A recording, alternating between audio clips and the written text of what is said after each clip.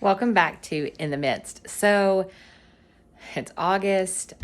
School is starting soon for most of you. Some of you guys have started already, which is just crazy to me. But if you're homeschooling or you're considering homeschooling, I just wanted to share our homeschool setup with you to encourage you, to show you that you don't have to have a dedicated room. You can make this work in your house, stuff like that.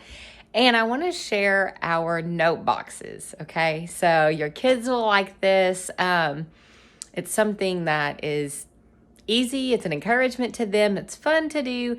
And so I just wanted to share a little bit of what our homeschool looks like. So this is actually our dining room area. When you walk in the door, you see this space, okay?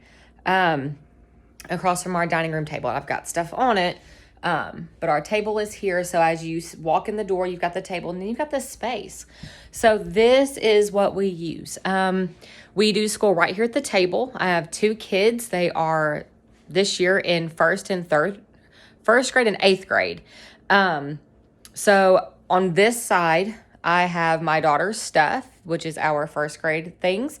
And I've kind of separated this a little bit. This is like her charts, stuff that we don't use every day. This is her tests and quizzes and stuff like that. So like I said, stuff that's not used every day. So it's not in the mix of all of the stuff that we do pull from every day. I hope that makes sense. So I've done something a little different this year. I'm shaking, sorry. This is the two totes that we're going to use every day. But instead of doing like her books and my books for the teacher kit, I did subjects. So my planner is here that I use for both of them to write like the lessons down and stuff. And then I've got all the writing, language arts stuff, her books and my books here. My books are text answer keys and lesson plans. That's what I use. And then over here we have math and history, science, and health, because in first grade, Becca does not do those every day. So we can change it up, and do whatever we want to do. So that is, and this is the devotional we use for Bible time in the morning, and it's just right here where we can grab it.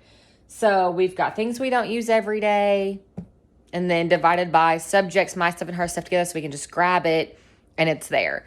And then these are their note boxes, which I'll get to in a second. And then pencil box and a sharpener just to kind of keep it, together best I can. I'm not really like super organized, artsy, crafty, decorative stuff like that. I really struggle with stuff like that. So this is very basic, but it works. It works for us and it can work for you. It doesn't have to be, this whole room that's dedicated just for this. We don't have room for that.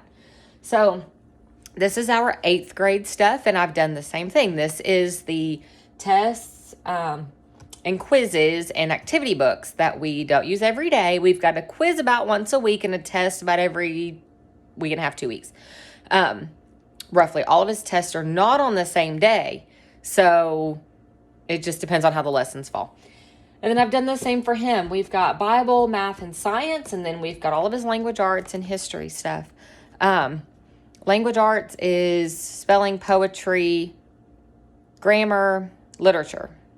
So I've got his stuff and my stuff together. So if he just grabs this tote and wants to set it on the table, then we've got everything we need for Bible, math, and science. My lesson plans, my answer keys, because his text books, like what he has to read in science and history, have questions in them, review questions at the end of the section. My book is an exact copy of his, but it also includes the answers to those questions and the lesson plans, what we're reading for each day. So now, it's just simple. His is on one side, hers is on the other. We still have this space in the middle because I don't like it, okay? But it ends up being a catch-all. So like every day I have to clean this off. Like I have to work to keep this clean. We walk in and we set stuff down or whatever. It's a thing. So the note boxes, this is my daughter's and this is my son's. She is 6 and in first grade. He's 13 and a half and in eighth.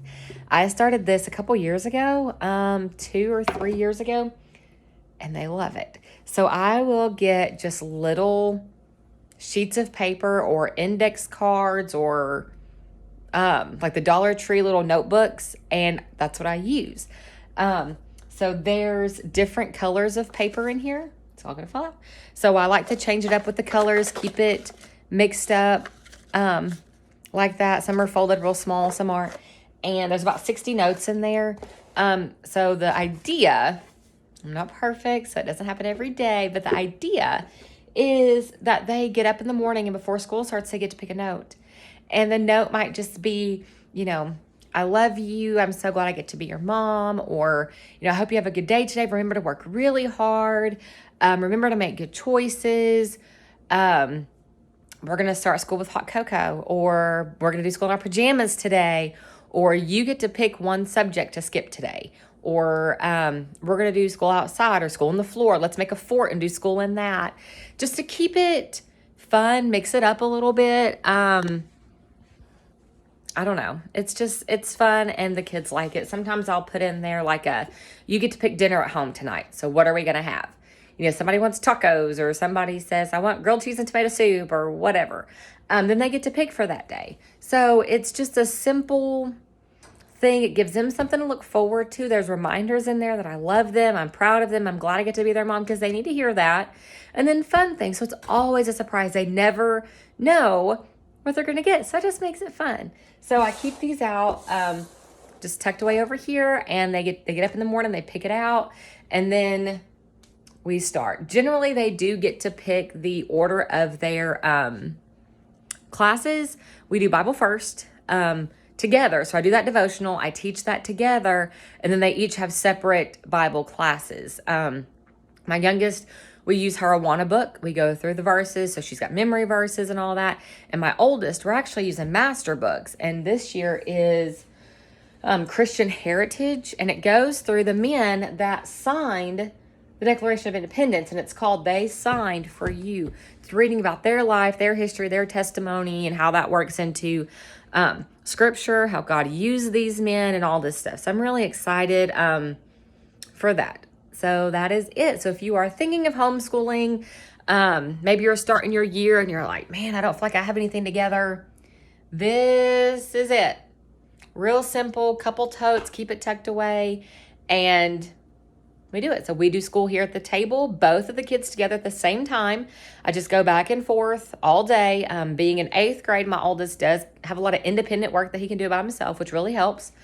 So I just go back and forth and we make it work. This will be our 2nd year with 2 kids. So I did this last year for kindergarten, and the year before that I did the first semester of 6th grade and K4 together. So it's a learning process. Every year we find something that maybe works a little different or didn't work so much, or we change it up, who knows. But this is our 8th year homeschooling. So if you have any questions, drop them in the comments below. I'd be happy to talk with you, share what I can. I did do some videos last summer on specifically homeschooling in Tennessee, some of the laws, the lingo, stuff like that. And I have reviewed our curriculum in depth, looking at Abeka, why we use Abeka, the homeschool planner I use, and all that stuff. So all that is available on the channel if you'd like to use it, review it. Maybe it'll be a help to you. But if you feel like God is calling you to homeschool, do it. Okay, you're going to have his help. You're going to have his leading. It's not always going to be easy. Okay, it is going to be scary. It is intimidating, especially if you've never done this before. But this is your reminder, your encouragement to trust him. Okay, if he's leading you, just obey. Watch what he does. Watch how he helps and works and the things that you learn, the way you and your kids grow. Be the example to teach them to trust the Lord, even when you're scared, even when you're not sure. Okay, so that is our homeschool setup this year. So until next time, stay in the Word, stay close to the shepherd, and let him lead you in paths of righteousness.